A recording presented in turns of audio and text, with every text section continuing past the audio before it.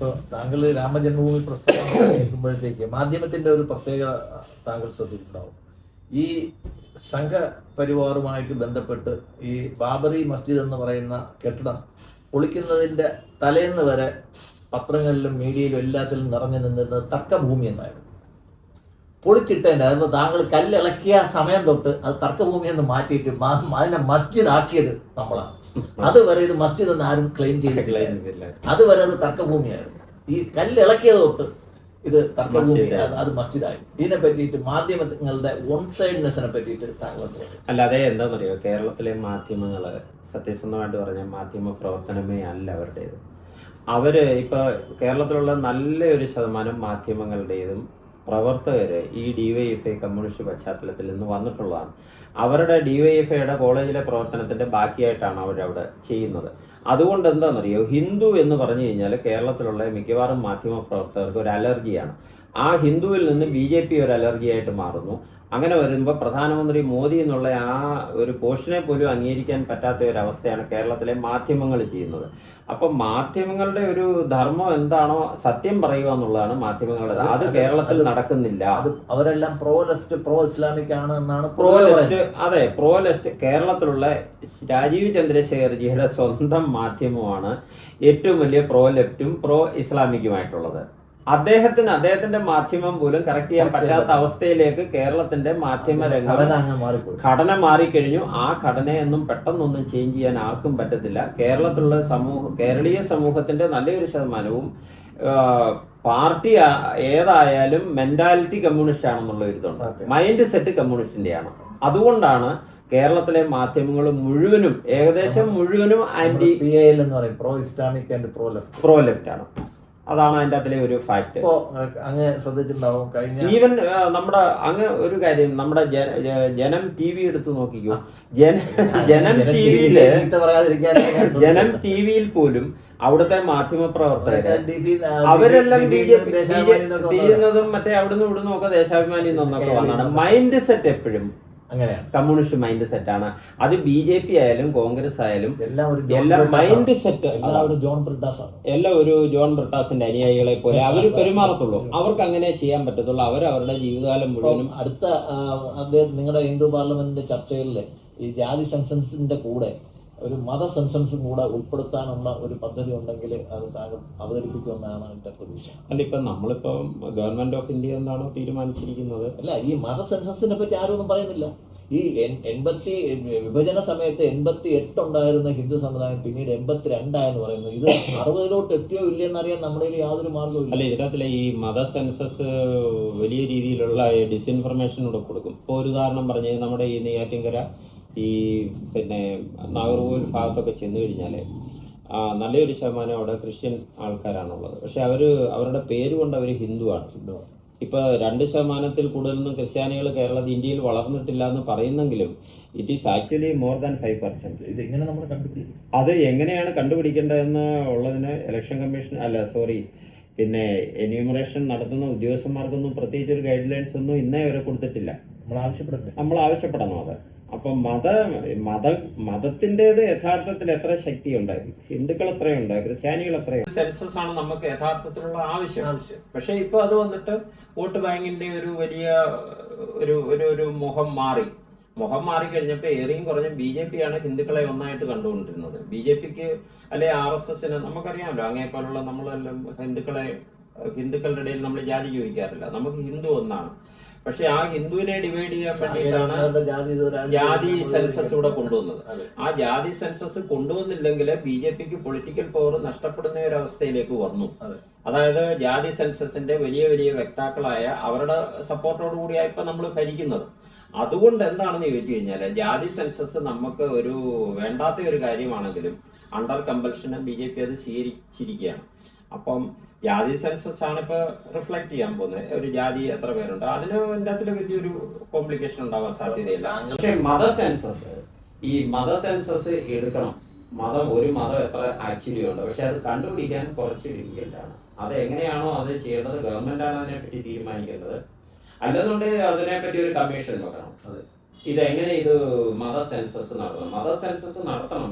ഭരണഘടനയില് ജാതി അടിസ്ഥാനം ആക്കിയാണ് നമ്മൾ ഇത് പറഞ്ഞിരിക്കുന്നത്. അത് ഹിന്ദു സമുദായത്തിന് മാത്രമേ സംവരണത്തിനുള്ള ഒരു സംവിധാനം അംബേദ്കർ ഉണ്ടാക്കിയ ഭരണഘടനയിൽ പറഞ്ഞിട്ടുള്ളൂ. അത് ആ ജാതിയിലുള്ള ആൾക്കാർ മറ്റു മതങ്ങളിലോട്ട് മാറിക്കഴിഞ്ഞാൽ അവർക്ക് സംവരണം നിലനിർത്തണോ വേണ്ടേ എന്നുള്ള കാര്യത്തിൽ പല കോടതികളിലെയും പല വിധികളാണുള്ളത്. നമുക്ക് യഥാർത്ഥത്തിൽ ഒരു സംവരണ നിയമം ഇന്ന് വരെ ഇന്ത്യ ഗവൺമെന്റ് കൊണ്ടുവന്നിട്ട് എന്തായാണ് അവരുടെ സംവരണ നയം എന്ന് വെച്ച് കഴിഞ്ഞാൽ കുറെ കോടതി വിധികളാണ് നമുക്ക് കൊണ്ടുവന്നത്. ഈ കോടതി വിധികൾ ഓരോരുത്തരുടെ താല്പര്യത്തിനനുസരിച്ചിട്ട് അവർ വളച്ചൊടുത്തിട്ട് അവർ ഓരോ ഉത്തരവുകൾ നേടിയാണ് പോകുന്നത്. അപ്പം നമുക്ക് സമഗ്രമായ ഒരു സംവരണ നിയമം ഉണ്ടായെങ്കിൽ മാത്രമേ ഇതിന്റെ ഒരു കോടതികൾക്ക് പോലും ഒരു കൃത്യമായിട്ടുള്ള ഡയറക്ഷൻ കൊടുക്കാൻ പറ്റും. അല്ല, ഇതിനകത്തിലെ വരുന്ന നമ്മുടെ ഭരണഘടന വളരെ ക്ലിയർ ആണ്. നമ്മുടെ ഭരണഘടനയിൽ ആർട്ടിക്കിൾ 14, 19, 25, 26 മനുഷ്യനെ ഈക്വൽ ആയിട്ട് കാണണം എന്നുള്ളതാണ്. എല്ലാ ഈക്വാലിറ്റിയും ഭരണഘടനയിൽ 10 വർഷത്തേക്ക് അവർ കൊടുത്ത ഒരു ആനുകൂല്യത്തെയാണ്, ഒരു താൽക്കാലികമായിട്ടുള്ള ഒരു ആനുകൂല്യത്തെയാണ്. അത് അവർ ഈ 75 വർഷമായിട്ട് അതിനെ നീട്ടിക്കൊണ്ട് അത് നിർത്തണമെന്ന് ഞാൻ പറയുന്നില്ല. അത് കൊടുക്കണമെങ്കിൽ അതിന് സമഗ്രമായിട്ടുള്ള ഒരു സംവരണ നിയമം നമുക്ക് അതിന്റെ തത്വങ്ങൾ എങ്ങനെയൊക്കെയാണ്, അതെന്താണ് അതിനകത്തിലെ ഭരണഘടനാ നിർമ്മാതാക്കളും അംബേദ്കർ ഉൾപ്പെടെയുള്ള നമ്മുടെ അന്നത്തെ തലമുറയിൽ, അതായത് കോൺസ്റ്റിറ്റ്യൂവന്റ് അസംബ്ലിയിൽ നടന്ന ചർച്ചയുടെ ഡോക്യുമെന്റ്സ് മഹാരാഷ്ട്ര ഗവൺമെന്റ് പ്രസിദ്ധീകരിച്ചിട്ടുണ്ട്. ഞാനത് വായിച്ചു നോക്കിയിട്ടുണ്ട്. പക്ഷെ അതിൻ്റെ അകത്തിലെ യഥാർത്ഥത്തിൽ ഉദ്ദേശിച്ചിരുന്നത്, നമ്മളത് പറയുവാണെങ്കിൽ ഇപ്പൊ അത് വേറൊരു രീതിയിൽ പറഞ്ഞു കഴിഞ്ഞാൽ, ഇപ്പൊ 4 സഹോദരങ്ങളുണ്ട്. അതിലൊരു സഹോദരനെ ജന്മനാൽ വീക്കാണ്. ആ സഹോദരനെ മറ്റു 3 പേരും കൂടെ കുറെ കാലത്തേക്ക് സംരക്ഷിച്ചു കൊണ്ടുപോകണം. അപ്പൊ മറ്റു 3 സഹോദരന്മാരുടെ കയ്യിലുള്ളത് അത്യാവശ്യം എടുത്തായാലും ഇവരെ സഹായിക്കണം എന്നുള്ള ഒരു കൺസെപ്റ്റാണ്. ആയിരക്കണക്കിന് വർഷം കൊണ്ട് അടിമത്തം അനുഭവിച്ചുകൊണ്ടിരുന്ന ഒരു വിഭാഗത്തെ നമ്മൾ മെയിൻ സ്ട്രീമിലേക്ക് കൊണ്ടുവരുവാണ്. ഒരു ലെവൽ പ്ലേയിങ് ഫീൽഡിലേക്ക് കൊണ്ടുവരണം. ലെവൽ പ്ലേയിങ് ഫീൽഡ് ഇല്ല അവർക്ക്. അപ്പൊ അത് നമ്മൾ ഒരാൾക്ക് സൗജന്യം കൊടുക്കലല്ല. പലപ്പോഴും ഈ മുന്നോക്ക അവകാശം നമ്മൾ കൊടുക്കുന്നതാണ്, ഭരണഘടന കൊടുക്കുന്നതാണ്. സമൂഹം അവരൊരു പ്രിവിലേജ് കുറച്ചു കാലത്തേക്ക് കൊടുത്താൽ ഒരു ലെവൽ പ്ലേയിങ് ഫീൽഡ് ഉണ്ടാക്കിയെടുക്കണം. സമൂഹത്തിൽ ഇക്വാലിറ്റി വേണം. ആ ഇക്വാലിറ്റി ഉണ്ടാക്കിയെടുക്കാൻ വേണ്ടിയിട്ട്, ഭരണഘടനയ്ക്ക് അനുസരിച്ചുള്ള ഒരു ഇക്വാലിറ്റി ഉണ്ടാക്കിയെടുക്കാൻ വേണ്ടിയിട്ടാണ് ആദ്യത്തെ 10 വർഷം അവർക്കൊരു താങ്ങായിട്ട് കൊടുത്തത്. ആ ഷെഡ്യൂളിൽ കൊണ്ടുവന്നത് അതാണല്ലോ SC ST വിഭാഗം എന്ന് പറഞ്ഞത്. ആ ഷെഡ്യൂളിനനുസരിച്ച് അവർക്കൊരു ഇത് കൊടുത്തു. 10 വർഷം കഴിയുമ്പോഴേ അവരുടെ സാഹചര്യം മാറുമെന്നാണ് നമ്മളുടെ ഭരണഘടനാ നിർമ്മാതാക്കൾ പ്രതീക്ഷിച്ചെങ്കിലും 10 വർഷത്തിന് ശേഷം പിന്നീട് നീട്ടി ഇപ്പൊ അത് 75 വർഷം കൊണ്ടുപോയി. പിന്നീട് അത് വോട്ട് ബാങ്കായിട്ട് മാറി, വോട്ട് നേടാനുള്ള ഒരു തന്ത്രമായിട്ട് മാറിക്കഴിഞ്ഞപ്പോഴാണ് അതിപ്പോ ദുരുപയോഗം ചെയ്യപ്പെടുന്നത്. അത് എങ്ങനെ വേണം, ഏത് രീതിയിൽ വേണം. പക്ഷെ വരാൻ പോകുന്ന കാലത്ത് ഇനിയും ഈ ജാതി സെൻസസും ഈ ഇതെല്ലാം കൂടെ വരുമ്പോൾ ജാതികൾ തമ്മിലുള്ള ഏറ്റുമുട്ടൽ കൂടാനാണ് സാധ്യത. എന്തായാലും നമ്മൾ റോങ് സൈഡിലേക്കാണ് ഇപ്പോൾ പോയിരിക്കുന്നത്. ഇനിയും നമ്മൾക്ക് ഈ ജാതി ദുരന്തങ്ങൾ അനുഭവിക്കേണ്ടി വരും. ഇപ്പോഴാണെങ്കിൽ ഇപ്പൊ അടൂർ ഗോപാലകൃഷ്ണൻ അവിടെ പ്രത്യേകിച്ച് ഒരു ജാതിയെ ഒന്നും പറഞ്ഞിട്ടില്ല. അദ്ദേഹം പറഞ്ഞ ഇത്രയേ ഉള്ളൂ, ഒരു ട്രെയിനിങ് കൊടുക്കണമെന്ന് പറഞ്ഞു കഴിഞ്ഞപ്പോഴത്തേനെ അദ്ദേഹത്തിനെതിരായിട്ട് ജാതി വിവേചനം അദ്ദേഹം പറഞ്ഞു എന്ന് പറഞ്ഞ് കേസ് കൊടുക്കത്തക്ക രീതിയിലേക്ക് ഈ വോട്ട് ബാങ്ക് രാഷ്ട്രീയവും ദളിത് വിഭാഗങ്ങളും അദ്ദേഹത്തിന്റെ പ്രസംഗത്തിന്റെ പൂർണ്ണരൂപം ആരും ഇത് ചെയ്തിട്ടില്ല. അല്ല, അത് ഞാൻ മുഴുവൻ കേട്ട ആളാണ്. അതിനകത്തൊന്നും പറഞ്ഞില്ല. നിങ്ങൾ അവർക്ക് ട്രെയിനിങ് കൊടുക്കണമെന്നേ പറഞ്ഞു. അല്ല, അപ്പൊ എന്താണെന്നറിയോ, ഈ അടിസ്ഥാനപരമായിട്ട് ഏത് വിഭാഗത്തെയാണോ നമ്മൾ ഗുണഭോക്താക്കളായിട്ട് കണ്ടിരുന്നത്, അവർക്ക് നമ്മൾ സപ്പോർട്ട് കൊടുക്കേണ്ടിയിരുന്നത്, ആ സപ്പോർട്ട് കിട്ടേണ്ട വിഭാഗം തന്നെ ഇപ്പൊ ഇതിനെ മിസ്റെപ്രസെന്റ് ചെയ്യുന്നു. നമ്മള് കണക്കാക്കി നോക്കുകയാണെങ്കിൽ 10% വെച്ച് 75 വർഷം കൊണ്ട് ഏകദേശം 20% വെച്ച് കണക്കാക്കുകയാണെങ്കിൽ 20 വർഷം കൊണ്ട് 75 വർഷം കൊണ്ട് ഏകദേശം 1500% സംവരണം ഈ സംവരണം കിട്ടുന്ന സമുദായത്തിന് കിട്ടി. എന്നിട്ടും അതിന്റെ ആദ്യത്തെ ഒരു ലെയർ കഴിഞ്ഞിട്ട് രണ്ടാമത്തെ ലെയറിലോട്ട് സംവരണത്തിന്റെ ആനുകൂല്യങ്ങൾ കിട്ടിയിട്ടില്ല എന്നുള്ളൊരു വസ്തുതയാണ്. ഇത് ഹിന്ദു പാർലമെന്റ് വളരെ സീരിയസ് ആയിട്ട് ചർച്ച ചെയ്യേണ്ട കാര്യമാണ്. കാര്യം ആർക്ക് വേണ്ടിയിട്ടാണോ ഈ സംവരണവും ഈ പ്രൊവിഷൻസും നമ്മൾ ഭരണഘടനയെ അത് ഉണ്ടാക്കിയത് അവർക്ക് ഇന്ന് വരെ ഇത് കിട്ടിയിട്ടില്ല. അത് എന്തുകൊണ്ട് കിട്ടുന്നില്ല എന്നുള്ളത് മറ്റു സമുദായക്കാരും ഉത്തരവാദി അവർ തന്നെയാണ്. അത് ആരാണ് ഉത്തരവാദിത്വം എന്ന് കണ്ടിട്ട് അതിന്റെ റെസ്പോൺസിബിലിറ്റി ഫിക്സ് ചെയ്താലേ സംവരണം ആർക്കാണോ കൊടുക്കാൻ ഭരണഘടന ഉദ്ദേശിച്ചത് അവരിലെത്തിയാലേ അവരുടെ ഉദ്ദേശം അവരുടെ ആത്മാവിന് മോശം കിട്ടും. ഇപ്പൊ ഒറ്റ ഉദാഹരണം പറഞ്ഞാല്, നമ്മൾ ഹിന്ദു പാർലമെന്റ് രൂപീകരിച്ചത് ജാതിരഹിതമായ ഒരു ഹിന്ദു സമൂഹത്തെ സ്വപ്നം കണ്ടുകൊണ്ടാണ്. അപ്പൊ അന്ന് തിരുവിതാംകൂർ മഹാരാജാവ് നമ്മളോട് പറഞ്ഞിരുന്ന ഇതാണ്, 50 വർഷം കഴിഞ്ഞിട്ടെങ്കിലും. പക്ഷെ നമുക്കിപ്പോൾ ആ വിശ്വാസം നഷ്ടപ്പെട്ടു. കാരണം ഈ വിശ്വാസം നഷ്ടപ്പെട്ടു, ജാതീയത വർദ്ധിച്ചു വരുന്നത് കൊണ്ട് എനിക്ക് തന്നെ ആ വിശ്വാസം നഷ്ടപ്പെട്ടിരിക്കുകയാണ്. അതായത് 50 വർഷം കഴിഞ്ഞാലും KPMSന്റെ വീട്ടിൽ നിന്ന് നായരുടെ വീട്ടിലേക്ക് കല്യാണാലോചന വരണം, മാര്യേജ് എന്നുള്ള ഇൻസ്റ്റിറ്റ്യൂഷനെ നമ്മൾ തകർക്കണം, അങ്ങനെ ഹിന്ദു സമൂഹത്തെ ഒന്നായിട്ട് കാണാനുള്ള ഒരു പദ്ധതിയാണ് ഈ ഹിന്ദു പാർലമെന്റ് കൊണ്ടുവന്നത്. അവിടെ നമ്മൾ രാഷ്ട്രീയ ശാക്തീകരണവും ലക്ഷ്യമിട്ടിരുന്നു. ഒന്നാമത്തെ കാര്യം എന്ന് പറഞ്ഞാൽ ഇപ്പോൾ BJP ആയാലും കോൺഗ്രസ് ആയാലും കമ്മ്യൂണിസ്റ്റ് ആയാലും ഈ പട്ടികജാതി പിന്നോക്ക വിഭാഗങ്ങളെ വിളിച്ചുകൊണ്ട് പോയി വോട്ട് ബാങ്ക് ആക്കുമല്ലാതെ അവരിൽ ഒരാളെ പോലും പൊളിറ്റിക്സിലേക്ക് കൊണ്ടുവരികയോ രാഷ്ട്രീയ നേതൃത്വത്തിലേക്ക് കൊണ്ടുവരികയോ ചെയ്യുന്നില്ല. ഏറ്റവും വലിയ ഉദാഹരണം കമ്മ്യൂണിസ്റ്റ് പാർട്ടി തന്നെ. അതിന്റെ 98% ഇപ്പോഴും ബ്രാഹ്മണർ തന്നെയാണ്. അവിടെ അടിസ്ഥാന ജനവിഭാഗങ്ങൾക്ക് യാതൊരു പൊളിറ്റിക്സ് വന്നിട്ടില്ല. അപ്പൊ എല്ലാ വിഭാഗങ്ങളിലും എല്ലാ പൊളിറ്റിക്കൽ വിഭാഗങ്ങളിലും തഴയപ്പെടുന്നതും അവിടെ പാർശ്വവൽക്കരിക്കപ്പെടുന്നതും ഈ അടിസ്ഥാന ജനവിഭാഗമാണ്.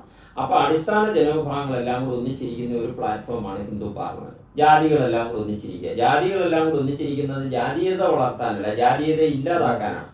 അപ്പൊ അങ്ങനെ വരുമ്പോഴേ ഇവരൊരു വോട്ട് ബാങ്ക് ആയിട്ട് പരിണമിക്കുമെന്നും വോട്ട് ബാങ്ക് കേരളത്തിലെ ആരെവിടെ ജയിക്കണമെന്ന് നിശ്ചയിക്കാനുള്ള ഒരു കപ്പാസിറ്റിയിലേക്ക് അത് വന്നിരുന്നു.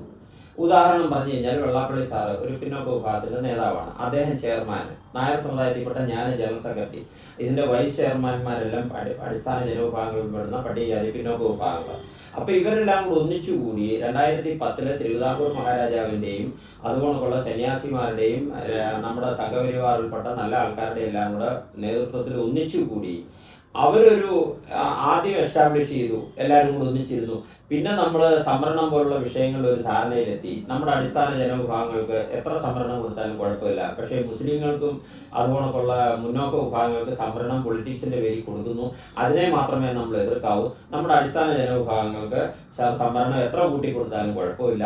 അതുകൊണ്ട് തന്നെ നമ്മുടെ മുന്നോക്ക വിഭാഗങ്ങൾക്ക് സാമ്പത്തിക സംവരണം അതിലെ പാവങ്ങൾക്ക് 10% കൊടുക്കുന്നുണ്ട്, നമ്മുടെ അടിസ്ഥാനങ്ങൾക്കും കുഴപ്പമില്ല. അപ്പൊ ഞാൻ പറഞ്ഞു വന്നത്, അപ്പൊ ഈ അടിസ്ഥാന ജനവിഭാഗങ്ങളിൽപ്പെട്ട ആൾക്കാർ എപ്പോഴും ഒരു എന്താ പറഞ്ഞത്, ഒരു കൂലിക്കാരുടെ ലെവലിലാണ് രാഷ്ട്രീയക്കാരുടെ ഇത്. അവരെ കൊണ്ട് പണിയെടുപ്പിക്കുക, അവരെ ഒരിക്കലും രാഷ്ട്രീയ ശാക്തീകരണം അവർക്കുണ്ടാകത്തില്ല. വോട്ട് കുത്തുന്ന മെഷീൻ മാത്രം. ഒരു ഉദാഹരണം പറഞ്ഞു കഴിഞ്ഞാൽ, ഞാൻ അദ്ദേഹത്തിന്റെ പേര് പറയുന്നില്ല, മരിച്ചു പോയതുകൊണ്ട്. അദ്ദേഹം നല്ലൊരു KPMSന്റെ നേതാവായിരുന്നു. അദ്ദേഹം 18 വർഷം CPIയിലായിരുന്നു. CPIക്കാർ അദ്ദേഹത്തിന്റെ സമുദായത്തെ ഉപയോഗിച്ചു. അദ്ദേഹത്തിന് ഒരു സ്ഥാനവും കൊടുത്തില്ല. അത് കഴിഞ്ഞ് അദ്ദേഹം CPMലേക്ക് പോയി. അവിടെ 18 വർഷം പ്രവർത്തിച്ചു. അദ്ദേഹത്തിന് ഒരു സ്ഥാനവും കിട്ടിയില്ല. പക്ഷെ നല്ല പ്രാസംഗികനാണ്, നല്ല സംഘാടകനാണ്. അദ്ദേഹത്തിന്റെ സമുദായത്തിൽപ്പെട്ടവരെല്ലാം ഈ പാർട്ടിക്ക് വോട്ട് ചെയ്തു. പിന്നീട് അദ്ദേഹം ഹിന്ദു പാർലമെന്റിലേക്ക് വന്നു. ഹിന്ദു പാർലമെന്റിൽ വന്നു കഴിഞ്ഞപ്പോഴാണ് അദ്ദേഹത്തിന് RSSനെ പറ്റിയുള്ള സംശയങ്ങൾ മാറിക്കിട്ടുന്നത്. ഒരു RSSകാരനായി എൻ്റെ വീട്ടിൽ താമസിച്ചപ്പോഴാണ് RSSകാർക്ക് വർഗീയതയില്ലെന്നും അവര് അടിസ്ഥാന ജനവിഭാഗങ്ങളെല്ലാം വളരെ മനോഹരമായിട്ടാണ് കൊണ്ടു നടക്കുന്നത്. അദ്ദേഹം തന്നെ എന്നോട് പറഞ്ഞു, സംഘത്തിന് യഥാർത്ഥത്തിലെ വർഗീയതയില്ലാത്ത ഒരു പ്രസ്ഥാനമായിട്ട് RSSനെ ഞാൻ ഇപ്പോഴാണ് കാണുന്നത്. ഇതാണ് എനിക്ക് എത്ര വർഷം, 36 വർഷം ഞാൻ ഈ പ്രസ്ഥാനത്തെ തെറ്റിദ്ധരിച്ചല്ലോ എന്ന് പറഞ്ഞു. അപ്പൊ നമ്മൾ അദ്ദേഹത്തിനോട് പറഞ്ഞ ഇതാണ്, ഹിന്ദു പാർലമെന്റിന്റെ ഒരു രാഷ്ട്രീയ സംവിധാനം ഉണ്ടാകുമ്പോൾ അങ്ങ് BJPയുടെ സഹായത്തോടു കൂടി മത്സരിച്ച് അസംബ്ലിയിലെത്തണം. അപ്പൊ നമ്മുടെ അടിസ്ഥാന ജനവിഭാഗങ്ങളിലെ ആദിവാസി അസംബ്ലിയിലെത്തണം, അതുകൊണ്ടൊക്കെ പട്ടികജാതി KPMSകാരനെ അസംബ്ലിയിലെത്തണം. അപ്പൊ ഇങ്ങനെ രാഷ്ട്രീയ ശാക്തീകരണത്തിന്റെ ഒരു മാർഗം കൂടെ ആയിരുന്നു ഹിന്ദു പാർലമെന്റ്. അതുകൊണ്ടാണ് നമ്മൾ പറഞ്ഞത് നമ്മൾ രാഷ്ട്രീയ പാർട്ടി രൂപീകരിക്കും, നമ്മൾ രാഷ്ട്രീയ പാർട്ടി രൂപീകരിക്കുക എന്ന് പറഞ്ഞാൽ നമ്മൾ മറ്റാരെയും സപ്പോർട്ട് ചെയ്യാനല്ല, ദേശീയതയ്ക്കൊപ്പം നിൽക്കാനാണ്. ദേശീയതയ്ക്കൊപ്പം നിൽക്കുക എന്ന് പറഞ്ഞാൽ മോദിജിക്കൊപ്പം നിൽക്കാനേ നമുക്ക് പറ്റത്തുള്ളല്ലോ. അപ്പൊ എന്തായാലും ജാതിരഹിതമായ ഒരു ഹിന്ദു സമൂഹത്തെ സ്വപ്നം കണ്ടുകൊണ്ട്, അതായത് രാഷ്ട്രീയ ശാക്തീകരണം കൂടെ അടിസ്ഥാന ജനവിഭാഗങ്ങൾക്ക് ലക്ഷ്യമിട്ടുകൊണ്ട് ഹിന്ദു പാർലമെന്റ് രൂപീകരിച്ചു. ഒരു ഏറെയും കുറഞ്ഞു അതൊരു സക്സസ് ആയിരുന്നു കേട്ടോ. 108 ഹിന്ദു സമുദായങ്ങൾ വെള്ളാപ്പള്ളി സാറിന്റെ നേതൃത്വത്തിലിരുന്നു. പക്ഷെ അതിനെ മിസ്യൂസ് ചെയ്യപ്പെട്ടത് BDJSന്റെ രൂപീകരണത്തോടു കൂടിയാണ്. നമ്മൾ പറഞ്ഞാണ് നമുക്കിനി ജാതി പാർട്ടികൾ വേണ്ട, നമ്മുടെ പാർട്ടി BJP ആണ്. ആ BJPയുടെ ഘടകകക്ഷിയായിട്ട് നമ്മൾ നിൽക്കുക. BJPക്ക് 140 സീറ്റുണ്ട്. പട്ടികജാതി പിന്നോക്ക വിഭാഗത്തിൽപ്പെട്ട സമുദായ നേതാക്കൾക്ക് ഒരു 20 സീറ്റ്, അതിൻ്റെ അതിലൊരു 10 സീറ്റ് ജയിച്ചു കഴിഞ്ഞാൽ ആദിവാസി നേതാവ് അസംബ്ലിയിലെത്തത്തില്ലേ? ഇതായിരുന്നു നമ്മുടെ രാഷ്ട്രീയ ശാക്തീകരണ ഫോർമുല. പക്ഷെ അപ്പൊ എന്ത് ചെയ്തെന്ന് ചോദിച്ചു കഴിഞ്ഞാൽ, അവര് നമ്മുടെ അതിനകത്തിൽ ഏറ്റവും പ്രധാനപ്പെട്ട ഒരു സമുദായത്തെ വിളിച്ചുകൊണ്ട് പോയി ഒരു ജാതി പാർട്ടി അങ്ങ് ഉണ്ടാക്കി, BDJS എന്ന് പറഞ്ഞു. ആ BDJS ഉണ്ടാക്കിയതിന്റെ ഗുണം ഹിന്ദു പാർലമെന്റിനെ തകർക്കാനുള്ള ഒരു ശ്രമമായിരുന്നു. അല്ല, പക്ഷെ അവര് വിചാരിച്ചത് എന്താണെന്നറിയോ, ഈ നായാടി മുതൽ നമ്പൂതിരി വരെയുള്ളവർ BDJS പോകുന്നാണ് വിചാരിച്ചിരുന്നത്. ഒരിക്കലും പോയില്ല. അവര് പോയില്ല എന്ന് പറഞ്ഞാൽ തന്നെയല്ല, 2016 അവര് നേരെ ഡയമെട്രിക്കലി ഓപ്പോസിറ്റില് CPMന് പോയി വോട്ട് ചെയ്തു. അതോടുകൂടി പിണറായിക്ക് 2016 നല്ലൊരു ഭൂരിപക്ഷം കിട്ടി. ജയിക്കാമായിരുന്ന 4 സ്ഥാനാർത്ഥികൾ BJPയുടെ അന്ന് 2016 വലിയൊരു ഓളം ഉണ്ടായിരുന്നു. കുമ്മനം ചേട്ടനെ, സുരേന്ദ്രനെ, അതുകൊണ്ട് തന്നെ ശോഭാ സുരേന്ദ്രനെ, അതുകൊണ്ട് തന്നെ മുരളിച്ചേട്ടന്, വി മുരളി, ഈ 4 പേരെയും ജയിപ്പിക്കാനുള്ള കപ്പാസിറ്റി ഈ ഹിന്ദു സമുദായങ്ങൾക്കുണ്ടായിരുന്നു. NSS ഉൾപ്പെടെയുള്ളവർ എല്ലായിടത്തും ഞാൻ കണ്ടിട്ടുള്ള ഇതാണ്. ഒരു ഹിന്ദു സമുദായം വിചാരിച്ചാലും അതിൻ്റെ സമുദായത്തിൽപ്പെട്ട ആരും ആ നേതാവ് പറയുന്ന കേൾക്കത്തില്ല. 80% പൊളിറ്റിക്കൽ വോട്ടുകളാണ് ആ സമുദായ നേതാവുകൾ ഒരിക്കലും. പക്ഷേ 20% ഉണ്ട്. 108 ഹിന്ദു സമുദായങ്ങളുടെ 20% ഈസ് ഈക്വൽ ടു 60 മണ്ഡലങ്ങളിൽ ആര് ജയിക്കണം ആര് തോക്കണമെന്ന് ഈ വെള്ളാപ്പള്ളി സാറിനെ നിശ്ചയിക്കാൻ പറ്റുമായിരുന്നു. പ്രൊവൈഡഡ് നായാടി മുതൽ നമ്പൂതിരി വരെ ഒന്നിച്ചിരിക്കണം. അതിന്റെ നടുക്കിലേക്ക്, അതിന്റെ മധ്യത്തിലേക്ക് അമിത്ഷാജിയെ കൊണ്ടിരുത്തിയിട്ട് ഈ ആദിവാസികളുടെയും ഈ നായാടികളുടെയും ഈ നമ്പൂതിരിയുടെയും പിന്തുണ നേടുന്നതിന് പകരം നമ്മുടെ BJPയിലെ അന്ന് കുമ്മനം ചേട്ടനായിരുന്നു എന്ന് തോന്നുന്നു, അദ്ദേഹം വെള്ളാപ്പള്ളിയെയും മകനെയും കൂടെ ഒറ്റയ്ക്ക് വിളിച്ചുകൊണ്ട് പോയിട്ട് BDS ഉണ്ടാക്കിയതോടുകൂടി ആ പർപ്പസ് ഡിഫീറ്റായി.